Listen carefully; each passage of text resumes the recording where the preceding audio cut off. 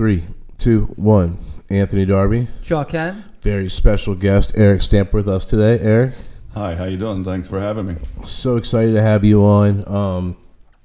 If you are a Maryland cannabis patient, involved in any Maryland cannabis patient group online, involved in any of the initiatives, then you do not need this introduction. But if you do not know, Eryck Stamper is with Veterans 22 Initiative. He's a huge Maryland advocate, and not just Maryland, but national advocate for veterans and cannabis, and was really kind enough and humble enough to drive down from Baltimore today and be on a podcast. So I just want to thank you so much for coming down. For those folks that don't know, give them your quick bio and introduction, and kind of let us know what led you to a service member to now this cannabis advocate. Great. Well, first of all, thank you for having me on the show. Anthony, Chuck, Brandon, appreciate it. You guys down at Peninsula Alternative Health are doing great things for us.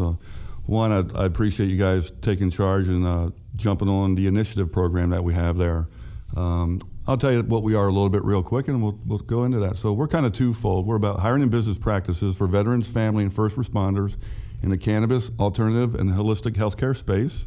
At the same time, on the other side of the sword that we yield is a 22% incentive discount on medicine, as well as other necessary requirements in the ancillary space, healthcare, CBD massages, acupuncture, yoga, all the really critical things that help people save lives.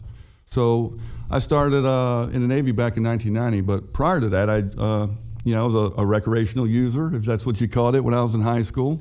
Did you grow up around here? Yeah, I grew up in Baltimore, Baltimore City, Fells Point area. So I actually grew up in the bars, cobblestone and bars, shining shoes, digging out the basements and finding old coins to, stocking shelves before 21. I remember this is when Towson started getting hot. We used to get a lot of visitors from Towson down to the point. And I was 18 years old running the door. So we had people below the age and above the age, and people were actually checking my ID when they were coming into the bar. So a little bit of humor. Which brings up, times have changed a little bit now, right? Alcohol stayed with me the whole time, up until about 5 years ago. So, and that's another important aspect of cannabis. But I grew up in Baltimore, come from a military family, knew I was always going to go into the military of some branch. My mother said the taller you get, it's just a longer ladder to climb to knock out your front teeth because you're going into the military. It was like destined. So there's some humor there. My whole family's been in the military from one fashion or another. Mom was in the Army. My father was in the Army in Vietnam. My uncles were in the Navy. My grandfather was in the Navy. He left Pearl Harbor right before it got bombed. And my great-grandfather worked for the Department of the Navy in Alabama. So a long line of military history. Yes, was an easy transition. But, one thing we talk about is why are we called Veterans Initiative 22? Well, we've got an estimated 22 veterans that are committing suicide every day because of PTSD. And in my opinion, as well as a lot of others, cannabis is a lifesaver. I wouldn't be here today to talk to you if I didn't have cannabis in my life. So I think it's transformational, and I believe cannabis is going to continue to save lives. And really, we're about education and awareness. We work deeply with a lot of partners, including Peninsula Alternative Health. We've got over 50 business partners that support our program, and they're all offering that incentive or something similar to it, as well as hiring vets, family, and first responders in their program. So we appreciate everything that our business partners do. One important aspect of that is the Veterans Administration. They're one of our recent, we call them teaming partners. If you have been to the Cannabis Science Conference, or if you're getting active in the cannabis space here in Maryland, the Veterans Administration PTSD and suicide prevention team has been coming to some of these events. That's amazing. That's a huge step. That is. Is that from your work in getting them to the table? Jose Marino, he's one of our folks in the team. He worked really hard. He likes to play in the background, and he's been working diligently with the VA, the VFW, and the Legions, making things like this happen. Is that at the DC level? Is that at the Maryland level? That's at the Maryland level. So that's how the conversation started. Yeah. So, we're, I guess, about a year ago, I got into the VA talking about cannabis. You know, I'm a patient, of course. I'm a 90% disabled vet, you know, both physical and mental. And so I'm at the VA a lot. And when I'm there, I'm talking to all my doctors. I'm talking to the patient advocates. I'm talking to other patients. And you'll be surprised by the level of support that the Veterans Administration has. I have to say it's probably a little geographic support. I can't answer to other VA hospitals throughout the United States, but here in Maryland, we've got a major mental health issue. We've got a lot of addictive problems, and you know, we got a lot of suicide problems as well. So mental health is key. I feel like that's somewhat present across like the healthcare lines more and more, where like I hear it more and more from nurses where they're really pro-cannabis and cannabis therapies and treatments, maybe even more so than doctors, definitely more so than institutional hospital staff, the CF everythings at the hospital. They're the most scared of cannabis and kind of what that means for their hospital. But it's interesting that you're telling me the story at the VA because, are you penalized now at the VA if you test positive for cannabis? No, there's a lot of misinformation. Yeah, please. Yeah, I think that's what people. It gets a little bit really confusing. It really does. And so basically, I'll flip to it. The VA asked us to talk to them about our cannabis usage.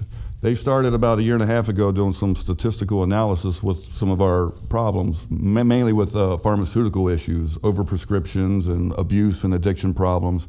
So the VA's gone through this major transformation in the way they do healthcare. And they just approved the Mission Act, which allows us to see doctors out in town now. So we're going through some major changes. In that process, we have to understand cannabis is still Schedule I. With that said, technically the VA, a federal agency, cannot really discuss it. So in states that have medical cannabis programs, we can actively go to the VA and talk to them about our usage. They can't prescribe. We know that's a federal term. They can't recommend. So they're kind of hands off, but they can talk and they can listen. Are they knowledgeable?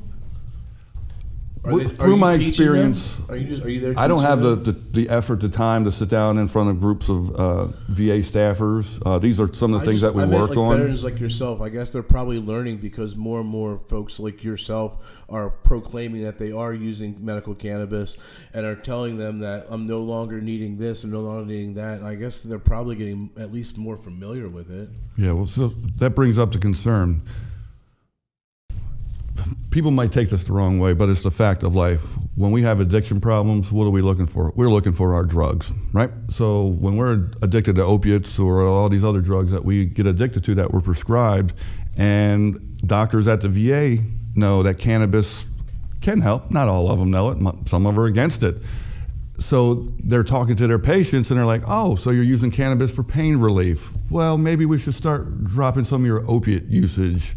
And if you're already an addict, that's a no-go. So I think some of these little misunderstandings have to do with patients themselves who don't want to release other forms of medication.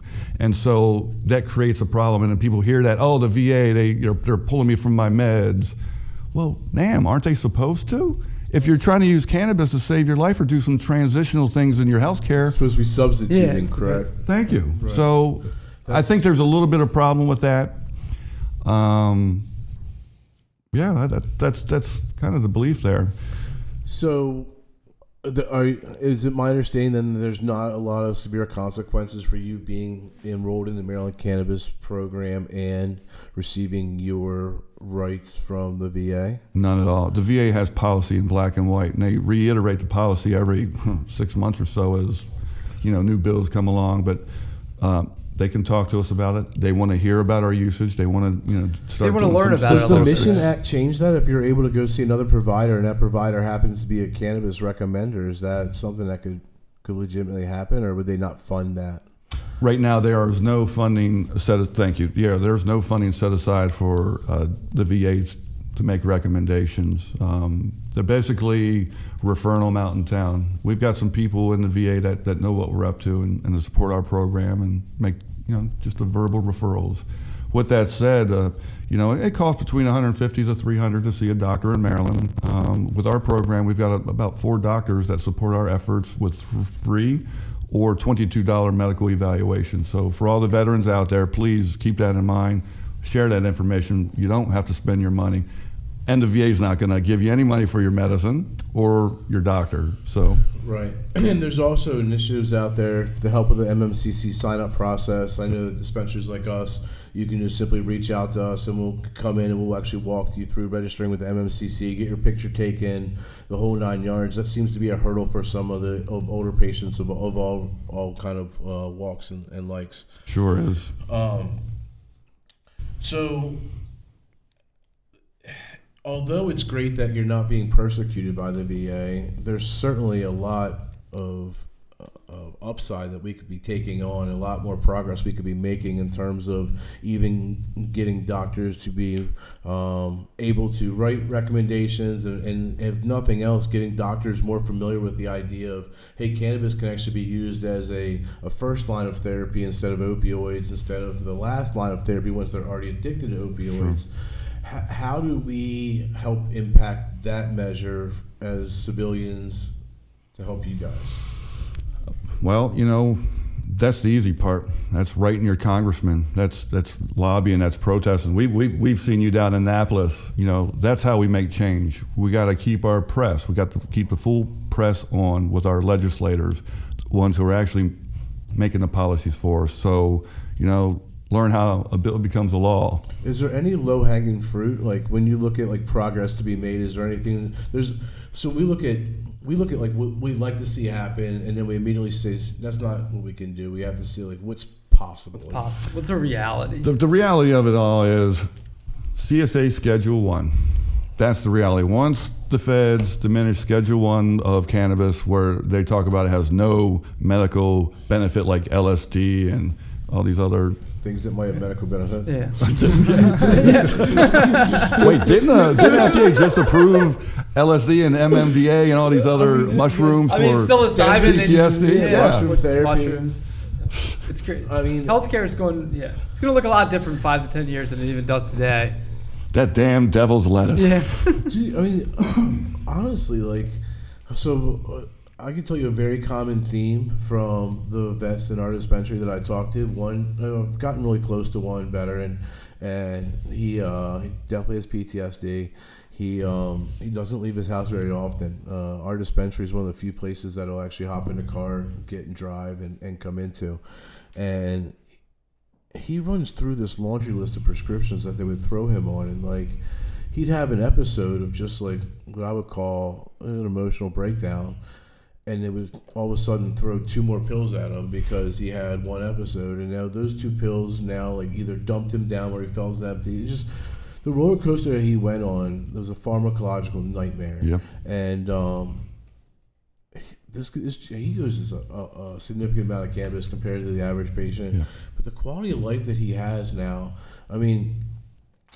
this gentleman is so kind that we would show up and he would be out cleaning our hedges, like trimming our hedges, like just because he's got time on his hands. He's disabled. He wants to help out. He's looking for a place, and he wants to see clean hedges when he comes to an dispensary. You know what I mean? Like it's cool that, and he's not the only veteran we have that we're like one of the few places that they feel comfortable coming. It's been the sanctuary for a lot of these guys, and it's really amazing to see them blossom and like come in happier. And it's also amazing to see some of the old heads that we have, right? Like some of the Vietnam guys that like they experienced cannabis in a very different way. Completely different way. The Acapulco Gold request guys. Like, I want the Acapulco Gold, right? It's all they want. One of 3 strains available in the late 70s. Maui Wowie, Acapulco Gold, and White Widow. Well, in the Civil War, the generals were giving cannabis to the troops right after these battles and skirmishes, brother against brother. So cannabis has been in our military for such a long time. It's just been, scrutinized. The country of Canada, their active duty military is allowed to consume cannabis. And really? So, yes. Did that go into effect just with the passing of the recreational? 3 months ago, 4 months ago? Yeah. That's interesting. So, when we got whole countries. If you're listening, active duty Canada, don't be the guy that screws this up for everyone. He eats too many edibles and does something dumb. There's always one. I'm picturing them down right now. Yeah, exactly. falls off the boat or something. Yeah, I mean, obviously there's some stringent policies and protocols to follow, just like alcohol. That's kind of the way they're looking at it. Yeah. But I wish, to be honest with you, I'll tell you a quick C story. But honestly, I think if I was under the consumption of cannabis when I was active duty in the military, I think we could have done some different and even better things. It sparks your mind, and to me, it's like an entrepreneurship kind of mentality, and strategizing and philosophizing. I really believe cannabis is transformational in that way too. It gives you that mindfulness, your ability to sit out of a situation. I truly believe that some of the best thoughts for our business and largest challenges have come from medicating, sitting back, and detaching a little bit myself, and philosophizing, and that's something that to your point, I was never able to do. We can get into this down the road a little bit about the alcohol piece, but I think that's a lot of people go to alcohol to get that detachment. It works for a lot of people, but for me, it didn't. And cannabis was a way for me to detach, sit back, and kind of get some peace and strategize and think on that. Yeah. So one of the positions I held in the military about halfway through my career was a urinalysis program coordinator. So I was the guy. Oh, you were the guy. I was the guy. Yeah. I was looking for you. Yes. I was waiting to find you. And when I tested your piss, if it came up hot, it was my job to see you out. So, it's funny coming into the military, at the age of 18 on a drug waiver for cannabis. And then, halfway through a career, kick people out because of drugs and cannabis, and after the fact, here I am advocating and lobbying for cannabis for our veterans. It's what a strange twist of fate. How did you feel when you were doing that? Like, were you just like were most of these guys like degenerates and they just like couldn't follow the rules and needed to go? So like at that point in time, the policy like made sense, or were you like, I mean, these are all good guys, and they'd probably be worse off if they weren't using cannabis? I will say the ones that we were catching were the prior, the ones who, weren't high performers, didn't do a lot of good work. From my experience and knowledge, there's not a lot of people in the military doing drugs. I mean, obviously we have random testing and monthly, yearly, semi-annual, but the quality. You're right. The quality wasn't probably what we really needed anyway. I will say this. After the fact, I've run into some people now who are still active duty military and who are having problems because, they've been caught using cannabis. And these are high profile people with a lot of skills and a lot of experience. So it covers the whole gamut. It really does. That's what I feel like the people that are the low performing individuals who got caught using cannabis, they probably would have been the low performing individuals anyway, whether or not they use cannabis or not. I mean, we talk about like the professional use of cannabis and doing it for the right reasons, like we all talked about here, and not just doing it just to get high. And like how it's productive, like you said, it helps stimulate creativity. It helps with a lot of different things. So a lot of times when people say, get kicked out for smoking pot, maybe it's not always. Maybe they'd be kicked out anyway. Well, like I was saying, there are some quality people now. Yep. I've got people with PhDs and who are doctors that have been kicked to the curb because of their usage. We see. I mean, and I can't tell you. It always goes back to alcohol so many times, but the amount of professionals in those types of fields that say, man, I'm dying for the day that I hang up my badge, I hang up my stethoscope, I get out of my field so that I can finally smoke a joint or finally go back to using cannabis because I really miss it, and I don't like drinking, but it's my only option, and here I am 15, 20 pounds heavier than I want to be drinking alcohol, and it's just... The same thing I had because I was in the construction industry. I was a foreman in the construction industry for 8 years in DC, right? Almost same scenario, right? Like same atmosphere, same drug testing policies that we have random and all this stuff. And a lot of times, like I still smoked. I tried my best. I knew when I was going to different jobs in my tests, and the best guys that I had all smoked pot and didn't drink. Mm-hmm. And then I'd rather like I used to tell people all the time, God, I wish everybody would just go home and smoke a little bit every night instead of drinking. Guys go home, they drink, they show up late, they don't come in, they get in trouble, they do all these things. Get on a job site. And you can smell it the next day. I can tell you how many times guys would come in shit-faced, and we're doing dangerous stuff, right? I mean, we're doing electrical work, high voltage electrical work. We're driving around on lifts, stories and stories up in the air. You can fall out. It's crazy to me, and it killed me when I saw people get kicked off because they failed a drug test, and they were good employees. They were hard workers. They came to work every day and did the right thing.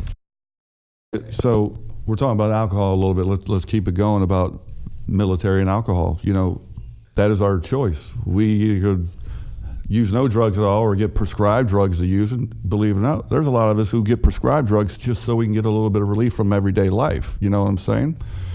That's just the way it is. So I don't know where I was going with this, but you were on a tirade. I was going to jump on board, but I'll pass and defer. Well, we were talking about alcohol and military use, and I think what you're probably saying is that these military officers and that are enrolled, they're constantly pushed towards alcohol as their only alternative for daily relief because cannabis isn't an option. And if you don't want to use alcohol in front of your peers, then likely you're going to be prescribed a pharmaceutical like a Xanax or something like that. So it's not like these folks aren't medicating daily. They're just medicating with alcohol or prescription drugs. That's exactly how I did it. No, that's exactly how I did it. I'm a recovering alcoholic. You know, I drank my whole life. I told you I grew up in Baltimore, Fells Point, in the bars. And so I ended my life, drinking life on Gentleman Jack. You know what I mean? I drank my whole career. I drank families away. I drank relationships away. I drank my job away. There was a lot of damage that alcohol has done to me. And here I am now trying to still save myself from a lot of that former damage. And I still struggle and suffer, you know, with relationships, with people, with opportunities. But the point is, cannabis has allowed me to overcome all of that. And at my darkest hour, my plateau, I had a top secret SCI clearance. I was locked away behind vaults and doors where nobody could find me. And inside those vaults and doors, I had safes and locks, more and more. And inside those safes, I had cryptographic material and I had my bottles of alcohol. I would go to work 18 hours and lock myself away and drink and work. And that's how I lived my life. And so here we are now. Yeah, that's not an uncommon story for super high-performing individuals that just used alcohol in a different way that they medicated. Like, my whole argument with cannabis is, to your point, you said you still have daily struggles. Like, we all do. I don't use cannabis and all of a sudden, like, all my issues go away. And, like, it's just an easy way for me to face my issues in a more strategic and creative way. Mm-hmm. And for me, it's a way to better to daily medicate than anything else that I've ever been accustomed to. So alcohol, although it was great in certain times of my life, the older I got, the harder it was to attacks on my body. It just got to a point where we opened a dispensary and I had 160 SKU items of things to utilize to relax on a daily basis and medicate. I haven't had a drink since we opened our dispensary, and my life, my personal life, has been better. None of my other partners have taken the same road. They still use alcohol, and it still is a great, good way for them, recreational. A lot of my friends do. We throw parties. We still let people drink. I think I look at all these things as substances, and it's used in the right way. Whether it's mushrooms, LSD, there's more and more stuff coming out about LSD and alcohol. And if that's true, and these studies prove that, then if you believe in substitution therapy, and you believe in Suboxone, you want to push Narcan and all these different types of things, and I just think you got to look at all the different substances and all their different values in different ways. I don't necessarily know there's anything that doesn't have any value at all.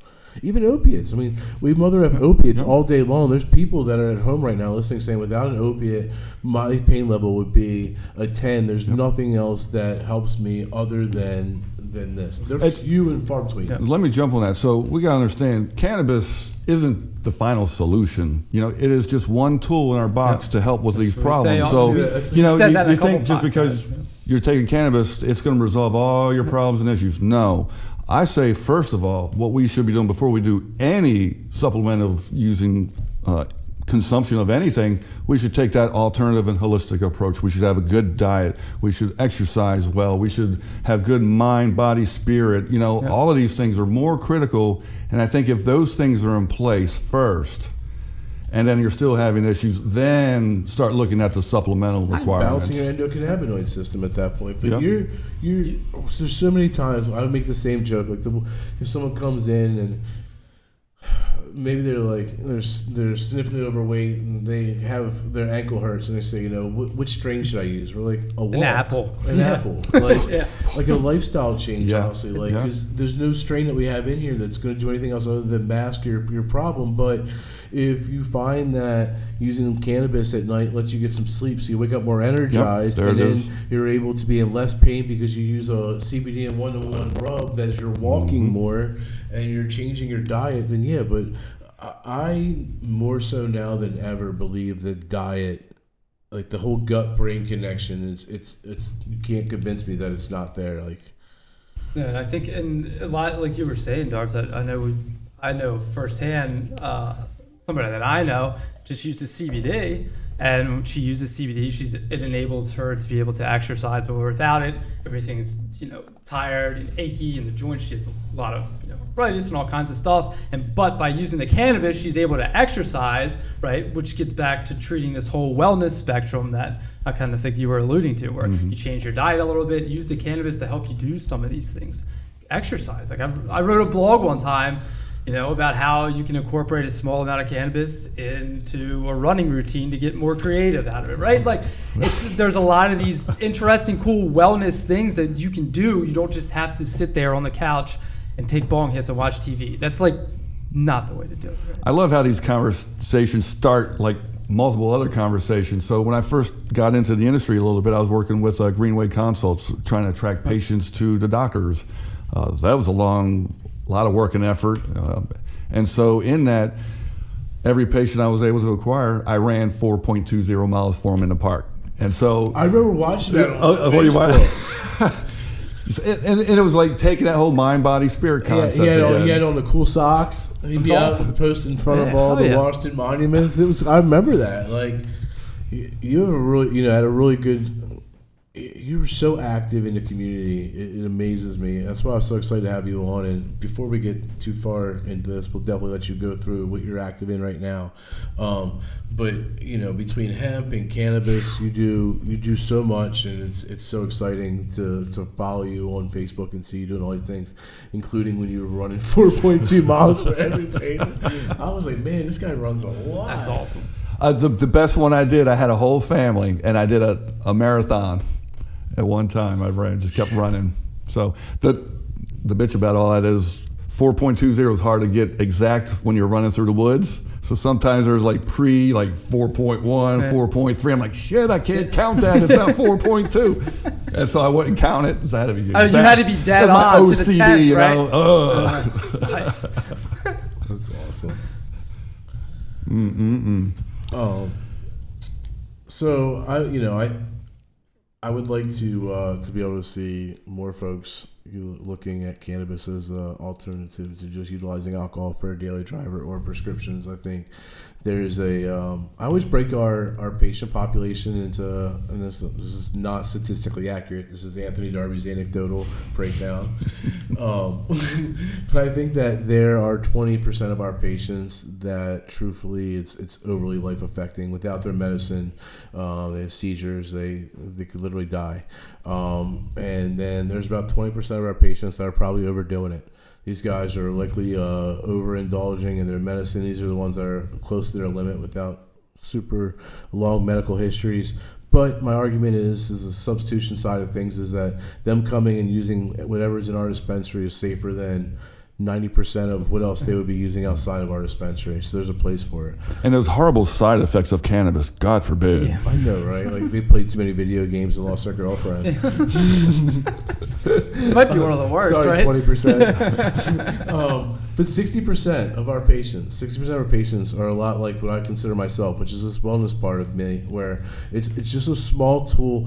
I haven't consistently worked out in a gym in my life ever, but since we opened a dispensary at least once a week, I'm in with a trainer every single week. My exercise has gone up, my weight's gone down. I'm in the best physical condition that I've been, and it's cannabis is a tool. As I've been working on my mental, as I've been working on my physical, and I just feel like... I was going to mention that when I saw you, how good you were looking. Well, thanks, man.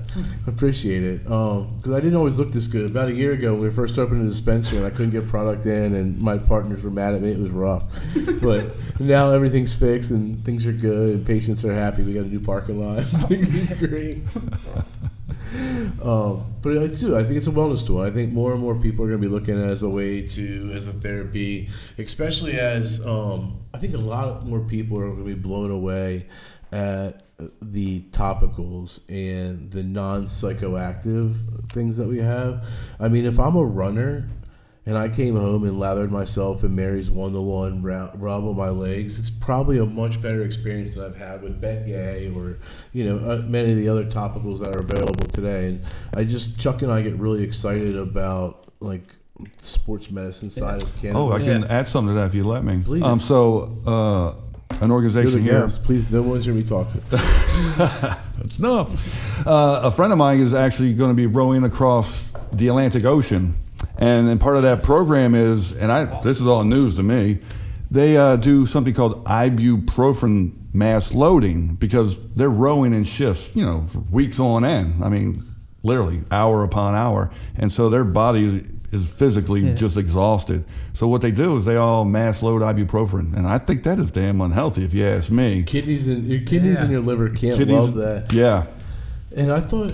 Wow. All right. And so when we were talking, he's like, we had a meeting at our board and we're like looking at using CBD as a replacement instead of ibuprofen. I'm like, now we're on to something. Yeah. And so, coming from the Navy, I would love to see a CBD banner coming from, some of their oars or the side of their boat as they're crossing the Atlantic using CBD. Is owning. Yeah. I need a phone number ASAP. I'll give them all the CBD. Yeah. We need a good sponsor. Yeah. So is this a Navy rowing team that's doing this? No. Some are active duty, some are feds. And see, that was a big part of their concern. They're afraid that they're going to test positive for CBD. And so I had that long discussion about testing, policies, procedures, and the black and white of it. I guess if you're going to mass load it, though, that might be the only time there might be a concern, right? If all of a sudden they're drinking like 20,000 grams of full spectrum. Well, maybe with the CBD, they wouldn't necessarily have to mass load it, right? Maybe it's a different, but who knows? And space limitations, so I'm thinking concentrates and think about their modalities. They're sweating the whole time, so creams aren't going to work for them. Just give them a little CBD distillate in a syringe, put it in their that's tongue. what I'm thinking. A little, almost RSO style. Mm-hmm. So there's a lot of opportunities out there in the sporting world for medicine. Was it the NFL is about to make some approvals? There's a lot of PTS, NHL. CTE. A lot of concussion and traumatic brain injury research coming about how marijuana and cannabis are not going to kill your brain cells, but they might be a neuroprotectant and actually help sustain your brain cells. And you're getting more and more about cannabis eating up plaque in Alzheimer's patients. I mean, the research is super critical with our geriatric community as well. Over 65 is the largest patient community adopting cannabis right now for a lot of reasons, and that's what I get excited about too, is like these, we've had several hospice patients come to us, and as an end-of-life option, cannabis is, to me, such a more pleasant way of doing things than some of their other options. So, I'm a caregiver myself, and I've been bedside with some of our patients, and those are sad parts of our work, is watch them in that state. It's becoming more and more, right, because our patient base is growing. It surprises me, but like it seems like almost like now, like once a month, we either lose a patient or what I mean, and it's crazy. But when you have several thousand patients, and some of them are hospice, and some of them are end of life, and cancer. We have obviously a lot of the cancer community utilizing our services. Can I flip and ask you a question, if you don't mind? What are you doing above and beyond to some of our more ailing patients? Are you involved in like the Compassion Care Fund, or do you have any other programs that you're working on? Well, you remember we have our in-house Canna Care Fund, right? Okay, yeah. Thank you very much for reminding me. Yep. So typically that's the avenue, and our resources go there so that we can kind of self-sustain that fund. I will tell you that we couldn't do that without our vendor participation. So there's great folks like Grow West sticks out in particular. Like those guys are sending us flour and just saying, put this aside for your Canna Care Fund, because they know we do a lot of due diligence in our Canna Care Fund. Sorry, that gives me chills. You see that? Yeah, because that's a win. That's something tangible and important.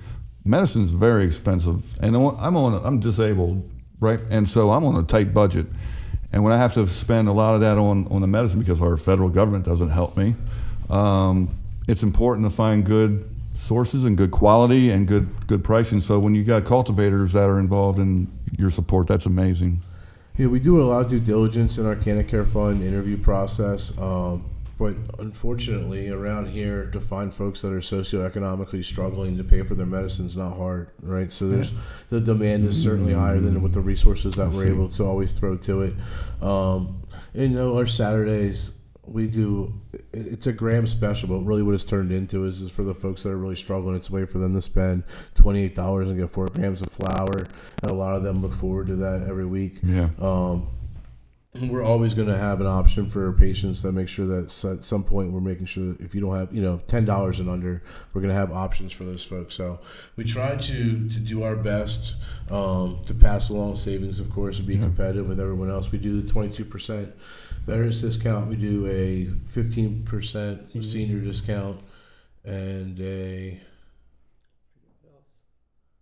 Well, I know you guys do tons of specials throughout the week and programming, so yeah. But you're right. Like honestly, like even for us, like this is going to be a shocker to a lot of people. We pay for our own medicine. Like the way that we run our dispensary is very lean, and we don't just treat it like a candy shop where we just get to buy whatever we want. So we pay for our own medicine, and it's basically after, unfortunately, to admit this, but after mortgage and stuff, it's probably like my second or third highest bill every month because I medicate a lot. So I think that keeps me somewhat in tune to what other people feel and understand that like this is a medicine for people, and this is not, I think also what the patients need to understand though is that with the way that we're structured with the federal government and stuff, like we have to make at least enough profit to be able to pay our tax bill, which is like what a lot of people don't understand is that even the dispensaries that are profitable, like ours, because everyone sees our line out the door and they see how busy we are, and I said, you guys must be killing it. I said, just enough to pay our tax bill. And that's a huge win. Like that's like for us to be able to do that. Like I don't think people understand the magnitude of just being able to pay. How few dispensaries actually made enough money, like to pay their taxes. Yes, we made money. With every dollar that we made went to go pay taxes because the IRS 280E affects dispensaries harder than any other entity. If you're a cultivator or you're a processor, you're able to tie a lot of your expenses to cost of goods sold. If you're a dispenser, you can't do that. And I'm not here crying the blues, but I just want people to understand when they think that these dispensaries are profiteering. And some of them, you look at their prices and they're not in line with the market. But when you look at what we've done and you look at like if you're there to take care of patients and you have to pay the taxes, and we literally like take care of patients and pay the taxes. I mean, Chuck literally middled it to a point that like of unprecedented. It was somewhat by luck that we made enough money to pay our taxes. I want to capture something I think I heard you say. So folks out there that are listening, even dispensary owners struggle too. Look. It's about, we know there's a lot of money. $95 million this program made last year in the state of Maryland. And that's a wonderful number. It's far above what was expected, 23, 24, whatever it was. But it's a testament to what you guys are doing, trying to make your prices, patient friendly. When the owner of a dispensary says they struggle paying for their own medicine every month, that has to say something to our society about the money is not all being made in the industry. There's a lot of different things happening in the environment. Thank you for bringing that up, because that's something. We're pretty open about the fact that that's kind of. We started getting real open right after taxes came. Right after tax season, right? It was like, I don't know, maybe I am because honestly, I would lie to you if I didn't tell you after January 1st and I saw the numbers that we did. I was like, well, we're gonna pay taxes, but like I made a profit. Like did I make too much money? I don't know. Like, and then all of a sudden I see the tax bill. I was like, well, $0 can't be too much money, so I guess I'm not a profiteer. That's the difference between 5 guys and McDonald's dollar menu, right? Yeah. So, but that being said, I still emphasize with patients, and you bring up a very good point. What are we constantly doing for patients? And well, hopefully with more processors and growers coming online, that will help continue to make prices more and more affordable for patients. And we've seen that already. I mean, the prices that we have, especially for things like vape cartridges and a lot of the concentrates, just talk to Donnie about it. I mean, they're half the price of what they used to be. Yeah. So things are starting to come down a little bit. Yeah, I mean, and as that, it puts the pressure, and we're getting more and more patients that are leaving the street because it's now affordable. That was a big thing for patients, especially those that were on a financial budget. I'm going to go spend $200 for a certification and then come in and spend $60 for an eighth of weed when I get a quarter of good, sorry, I use the word weed, good cannabis off the street for $80. That's not a compelling argument for folks. But now when they know they can come in and they can take advantage of different specials and the cartridges that we have within our dispensary, although I know it's a hot topic and there's going to be some issues. Oh, yeah, that's a hot topic. I would argue there's still better, especially Rhythm and Curio, that are better than what's out there on the street with states that have no testing at all. So it's going to be... The pricing issue, I think, is gonna be there for a while until these other processor growers get in line. We had Dr. Hoffman, Mary Pat on, and we were discussing the issue if insurance does get involved. There's going to be so much red tape. It's going to be really muddy waters. It might not even be the best thing. The best thing might just be for the market to continue to mature, prices to come down, and it'd be easier for patients to get their medicine. Well, there's a lot of things going on in Maryland, especially with the cost of regular prescriptions of all medicines. And so some of the fight that we're going to be looking at, there's a lot of avenues, is how come cannabis isn't part of that prescription cost issue? So we all know it's the feds. So really, we got to work hard at that level. We got into it. Mary Pat was going into kind of like how consumer advertising and these other things fueled prescription prices and how we got to where we're at now. And it was really eye-opening to me to understand like the qualms that we have now with traditional medicine, basically how pharmaceuticals are dispensed and the issues. It's the price gouging. So here's another dirty truth. Mary Pat and I don't have either no health insurance or whack health insurance. So she was basically paying out of pocket for all her prescriptions, and she was calling like around to get best pricing, and one place would be $14, the other place would be $84. It's like, how can there be a variance of $70 in the same drug? Like, you don't see, at least right now, you don't see a ton of those variances in Maryland. It seems like most dispensaries are fairly in line. We saw some dispensaries out west trying to get a little silly in the very beginning. Yeah, at the beginning. We saw what happened. We were up there doing some lobbying with the Maryland Normal. Of course you were. Yeah. I mean, charging $90 for an eighth or $80 for an eighth, whatever he was trying to get. Is that what it was? It was bad because he was everything was. I think it was the only show in town I think at it that was time. $20 a gram all the way up. Is how he was doing it. It was, what was it? Oh shoot, maybe like 900 or $1,000 ounces or something to that effect. That's what the numbers came out to. Yeah, the first month or two or whatever it was. Yeah. Gotcha. Anyway, we saw what happened to them, right? Yeah. The market stood up pretty quick. And that's the one thing about the industry, and I think not just in Maryland, just the cannabis industry in general, right? Like, people are super opinionated about it, and they have no problem kind of weeding out some. I mean, we've seen some of the bad actors get weeded out. Indeed. And it's funny, technology has allowed all this to happen. Oh, yeah. You wouldn't have known any of this stuff, 15 years ago. Now, for you to social media has allowed us to bring a lot of information out. Yeah, it would have taken you so long to get the message out on any of these initiatives. You wouldn't even have known. Yeah.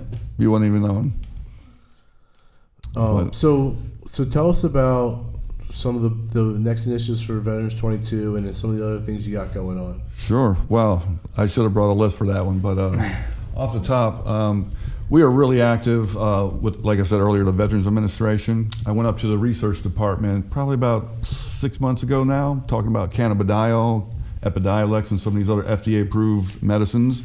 On Green Street, they weren't aware of that literature yet, so they kind of showed a little bit of interest. the next day, I go out and I start working with the industry. Right now, we've got a team together called the People's Research Project, and we meet monthly, and we're looking into suppositories support for male prostate health. And once we've cleared some of that work, we'll migrate into endometriosis for some female issues. We're working directly with the VA. We're trying to set the parameters and see about the CBD suppositories. That's how we're going to try to work that angle. Some other things that we're doing, we're working with the Maryland Cannabis Q&A magazine. If you guys haven't seen it, it's one of Maryland's original magazines. There are a few magazines here now, and really this, in my opinion, is like the medical magazine. So we're supporting efforts and causes with that.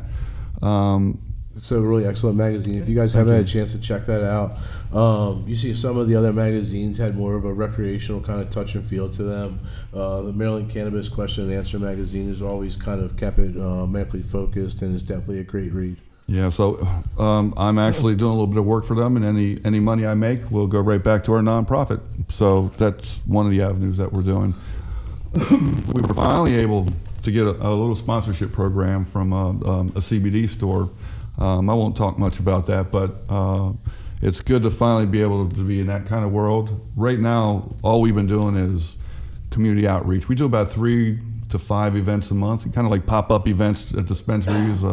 We were able to finally get into our first VFW post and talk about cannabis. So that's exciting right there. That's phase 2 of our program, reaching out to VFW, the American Legions, the AMVETS, the DAV, and all of our resources and talk about cannabis, and creating that extended partnership beyond just the industry itself. We're reaching our other nonprofits and our other agencies. There's a local agency around here called Vets Supporting Vets. Okay.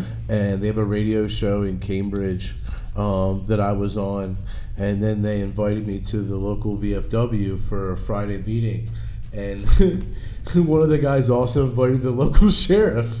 Great. Because I guess there was a fear that I was just gonna so I don't know what they were concerned about, but it's the Wild West out here. We both pull up at the same time, and I look at him, and he looked young, and I was like, "Thank you for your service. You're a little young to be here." He goes, "I'm here because of you." And I was like, "Should we do this out front or inside behind?" Yeah, man. I thought this was a friendly event, and it was in Hurlock, Maryland, at the VFW, and it was. I mean, honestly, they were really interested in both CBD and THC. They have a lot. I mean, I don't know. It seemed like they have a lot of challenges being in a more rural area and getting rides over the bridge, and it seems like they have some challenges that maybe aren't the same way living in the Baltimore, D.C. area. Is that fair? Well, I can't answer to that. I haven't physically been in a lot of VFWs and Legions yet, and there's a few reasons. We're trying to format our game plan. The experience I've had in the limited ones I've gone into is, what do you see when you go into these places? A lot of alcoholism. That's their primary meat and potatoes. That's how they make a living at these posts and Legions, And so I find it's going to be a little difficult when we go start talking about cannabis, because one, we're going to start taking away their revenue. And along with that, we don't want to take their revenue. We want to co-populate the resources. Give us a smoke pit out back where we can consume our flower, or let us hit the vape. What if we write a bill where for recreational dispensaries, they can only be dispensed out of VFWs and American Legions? Love it. Long lines. So yeah, that's kind of the principle there, is opening up those doors. So I'm glad that you were able to get in, and I'm sure. I don't know if the VFW knew that I was there. That's just where this Vets Supporting Vets group meets. They're probably not allowed back, but I'm sure you will. The veterans that were there, I mean, it was, it's interesting. The support system that was provided there was really inspiring to me, because a lot of these folks are beat up. They're left worse off than they were when they went in, and it's heartbreaking as someone who I've never done that. I've never served my country. I've never gone through the process. Well, you're serving in a different way right now by saving lives. But different, but not even alike. I didn't leave my family, for years at a time and come back a different person than I left them. I mean, it takes its toll. It really does. And I see that and understand the appreciation. And I have a very good appreciation and wouldn't wish that on my worst enemy for what some of these people have done and come back and honestly aren't really recognized. Like, they're kind of looked at as, well, that's just the guy that doesn't come out of his house. He's on disability, he doesn't have a nice car, he doesn't do much, he doesn't contribute, and you don't realize that, like, he was the stud of his high school, went there, had, PTSD, and now life is tough for him, or maybe he's single because his wife left him because he came back and wasn't the same person. Yeah. I mean, you understand. I feel it intimately. I feel those because that's who I am. Yeah, and I just I don't know. I wear this for a reason. This is the 1-800 suicide hotline. So 1-800-273-8255. Just press 1. You don't have to be a vet to make that phone call. You can be anybody. I made the phone call just a few weeks ago. See, just because we're out here and we're leading and we're in charge and we're front and center, I call that being at the tip of the spear. A lot of this is a facade, you see. I break down every single night. I still suffer. I still have problems. And if I didn't have cannabis, I know what the solution would be. I would be dead, either homicidal or suicidal, and that's a fact. I really, really appreciate your courage to openly talk about that. And that's what we have to. That's why we have to share this message.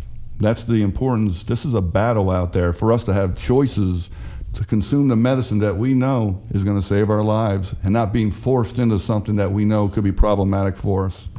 So what can we do so that more veterans don't feel forced to go to alcohol? We talk about the VA and the VA, put them aside. What about the guy who maybe now knows there's a dispensary in his town and it's just is miserable and is just looking for any bit of hope, and maybe cannabis can be that light, or even just talking to a veteran that could educate him about cannabis. It doesn't, like, I looked at that VFW, this is the point you brought up, and I see these guys. This was a breakfast meeting, so nobody was drinking, but we're all huddled around the bar. And I can't imagine that it's not too much longer before someone starts popping those bottles and handing out Bud Heavies and alike. It doesn't seem like for the veteran who's getting therapy from cannabis that there's as many support groups, there's as many places where he can go and say, here's a guy I can go smoke a joint with and sit around and just talk about how last night I wanted to put a gun in my head because I was so fucking miserable. Yeah. And he says, you know what, man, I've been there. That was me 2 weeks ago. And now we're smoking and we're having this conversation and we're not drinking and actually loading a gun and putting it to our heads. Like, how do we facilitate this connection of veterans that use cannabis and have mental health issues that can be supportive of other veterans that use cannabis that have mental health issues? Can I briefly touch a little bit about some of our statistics with mental health, and then I'll go right into it. Please. So currently, there's an estimated 22 suicides a day because of PTSD. And so I call this the good, bad, and ugly. The good news is, according to the VA statistics, those numbers have dropped a little bit. They're estimating about 20 a day. And so that's good. The bad part of that is, out of those 20 that are committing suicide, only 4 are seeking mental health. 16 brothers and sisters off themselves every day and have not even talked to a doctor about some of their issues. So first of all, we got to break the stigma about mental health. When we found these numbers out about 6 months ago, that changed our whole course of action. It wasn't just about cannabis anymore. It was about the alternative and holistic, and more importantly, getting into mental health treatment, right? And that's the key. I've had an extensive time at the VA in Building 22 at Perry Point, which is the world's largest mental health facility right here in Maryland. I've spent some time down at Green Street at their mental health facilities up on the 6th floor. I've gone to therapy, I've gone to treatments, and really the point is cannabis is going to start making some real changes, and we have to know that. We have to keep fighting and pushing. So what I say to our brothers and sisters who have issues, it's really easy. We love acronyms. All we have to do is act. Ask, care, and treat. 3 simple words that are going to help save a life. Nobody's ever committed suicide by asking, are you going to commit suicide? How are you doing? Do you need help? Let's get you treatment. Nobody's going to commit suicide if you do that to them. So we got to act and take care of our own and get them into mental health. I've got a lot of friends that, they go on their own. They don't get the medical help that they need, and I watch them suffer. I watch them suffer through addiction problems. I watch them suffer through family problems. And we call this teamwork and camaraderie. And that's what I think the cannabis space collectively has given us. Yeah. In my eyes, there is, but in my eyes, there is no competition here between you and the dispensary down the road. You're right. No, we're right? on the same because team patient. That's right. Yeah. And Team so patient. in a veteran community, we have the same philosophy. I could go across this country and not stay in a hotel. I could go with a brother or a sister and make things happen. And that's what the cannabis community additionally allows. So when you couple our veteran community where we take care of each other, we reach out, we talk to each other. They talk about just like speech therapy or communication therapy, where we just get in small groups together and talk about our issues. I'm a vet, 23 years in the Navy. My father won't even talk to me about his experiences in Vietnam. I see him mentally torn up, and I see him now. He's got problems. He won't even talk about it. I think if we can get more people to talking about some of these problems amongst ourselves and helping each other out and get them into mental health, and that's where we're going to make changes. I think every day I hear this. Like every day I'm hearing, which is great, and it needs to happen, but we need to end the stigma. We just supported a 5K in Salisbury called Erase the Stigma, which was a mental health initiative. And we, my dad was an amazing dude, but not overly emotional in terms of talking about anything that was traumatic, right? Anyway, and the idea is that, like, I'm mindful that doesn't fly anymore. Like, that's not how you are mentally healthy, is you bottle in these totally dramatic things. Like, it's way harder necessarily to act on it and to talk about them, but, like, especially when they get to that point, like when they get to the point where you are feeling like ending your life, at that point, that's not something that your diet's going to fix, cannabis is going to fix. You're going to need to go through some therapy. You're going to need to speak to somebody. You're going to need to enter a growth mindset where you're going to go in and say, okay, I can't be in this mental state. Someone's going to walk me through some exercises, and I'm going to basically make my brain stronger to be able to get out of this place. And that's what I believe is missing in a lot of how we medicate trauma and stress. And as someone who's constantly stressed, I feel like my own little guinea pig and stuff. And I've been offered a lot of different, before cannabis was legal, I think about the different options that doctors gave me, and like none of them were really that great of options, to be honest with you. The scary part about that is, for example, myself, I'm like OCD. So addiction is easy for me. It's easy for my family. If you look at my genetic tree, I'm sure that's I'm about to do some of that just to try to get a little bit more personal understanding of who I am physically, chemically, and, DNA, and see if there's any precursors. But addiction's rampant in my family. And no wonder I just became an alcoholic like that. I do have to be careful with cannabis too, because just like everything, you can overindulge. You can overindulge. I personally think I smoke more than I should. Good thing is, there's no horrible side effects, I'm constantly updating my regimen and changing with THC and entering in CBD. And always looking for the proper strains, the right terpene profiles. Yeah, because I want to eventually, like you, I would like to get to a point where I get to this minimal effective dosage where I say, okay, this is the optimal part, and I'm not like using too much. But the other part of it is, when I overindulged in alcohol, I couldn't wake up for 5 extra hours because I was throwing up and pissing in my son's corner while he's sleeping because I thought I was in the bathroom. It wasn't my son's corner. I think it was Chuck's room in college. But yeah, I've been there. I was face down on the dog bed. Yeah. I woke up in a ditch one time on the side of the road, wondering how I got there. And it's crazy because all three of us could ramble off these stories about alcohol and laugh about them, but ramble them off in no time. And how dumb you were when you did it. My blackout driving. I'm serious. I laugh about it now because I cannot believe I haven't killed somebody or myself. I belong in jail for some of the shit I did on alcohol. Think, and you're not alone. I do too. I'm sure everybody, most of the people that are listening to this probably do, right? At some point in time. Most of my regrettable actions in life have been attached to alcohol. Yep. It's a true story. But it's crazy that society, like this, another time, alcohol versus cannabis and society's take on it. But I think it's changing, and I think cracking into communities like veterans, cracking into patient populations like the older population. It's not, cannabis is used at an all-time high between 18 and 22-year-olds. Cannabis is used at an all-time high at 65 and over population. Like, well, Grammy can't be wrong, right? Like, well, Grammy was probably smoking back in the 60s too. And so there's a lot of that demographic coming back, but also Grammy's tired of taking the 13 pills and not feeling better. And Grammy's mom didn't take 13 pills.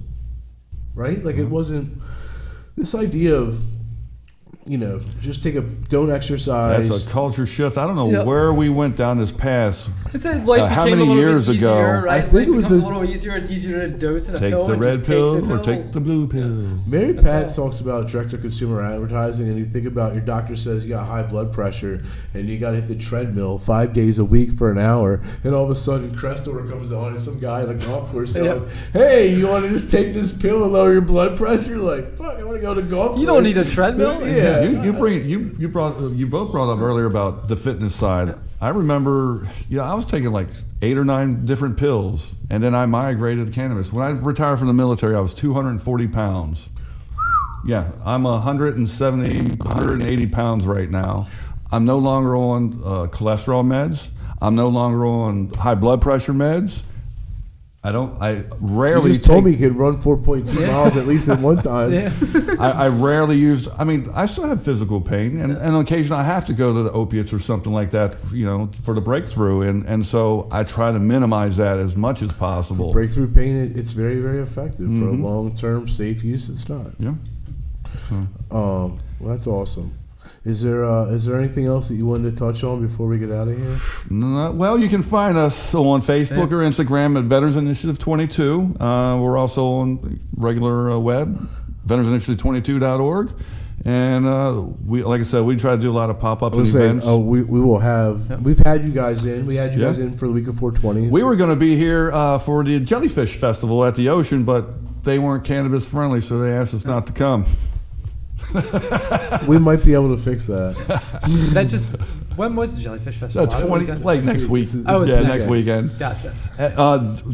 To plug that up in this area, they are doing the big veterans thing at the Ocean as well. So keep your eyes, stay tuned on that one. I think the air show's coming, a lot of great things. Air show was last weekend. It was a really great show. Speaking of our Canadian friends, they had the Canadian Air team for the first time like ever. Put on a good show. I heard the Blue Angels were fire as always. I wonder if you tested them, will there be THC in their system? I don't know. The last thing about the testing thing is like, what if May 15th, he was having a tough night of sleep, so he drank some elixir, and then now you're going to drug test him 3 weeks later, and he's going to test positive. Like, do you really think the 50 milligrams of THC that he had 3 weeks ago is going to affect his ability to do 360s and spin that airplane around? Like, I don't think so. Exactly. So, I know if you want to talk about geometry, I like to shoot pool, and I know when I'm consuming cannabis, some of those bank shots get easier. So I play goalie in lacrosse, and there's no doubt that I have consumed cannabis and stopped 100-mile-an-hour lacrosse balls sometimes. So not anymore. I used to sometimes. But they were going that fast. That's pretty quick. But 75, 82, no issues using cannabis. I never felt like, it wasn't like I went out there and I was like, I can't see the ball. I'm like fall over my face. I felt like I was able to track the ball better. I felt like I was able to understand my positioning better, understand my surroundings better. Put you in the zone. Yeah, the mindfulness. Yeah. I feel. It's what people convinced me used to be the stoned feeling, but there's certain time and there's I now have the ability to separate the euphoric and stone feeling from kind of the mindfulness or kind of in the zone feeling, as Chuck alluded to, that I can get from using sativas or using the certain and right types of cannabis. And So much so that I used to take Adderall. So when we opened our dispensary, I've talked about this a bunch. I quit taking Adderall and I quit drinking. I started using sativas to replace the Adderall and indicas to replace the alcohol.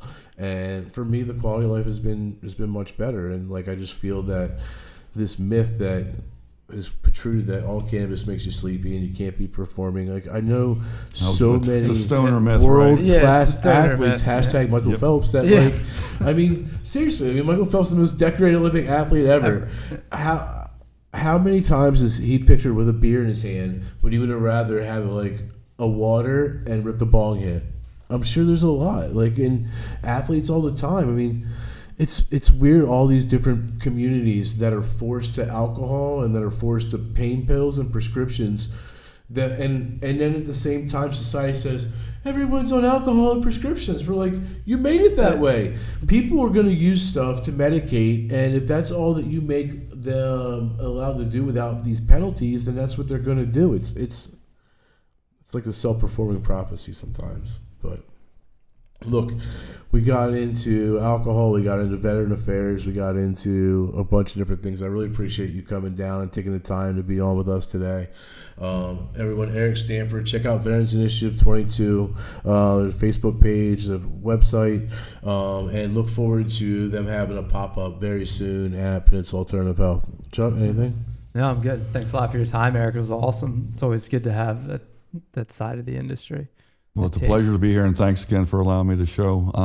We'll definitely stay in touch and look forward to doing some pop-ups and keep this fight going. Yeah, and if you guys out there, any veterans or anybody that wants to get involved in these particular initiatives, veteransinitiative22.org. I'm sure Eryck has got a lot of stuff going on, could use some help, right? Oh, indeed. We're extremely active. We got a small crew, and we were able to get a couple more good volunteers.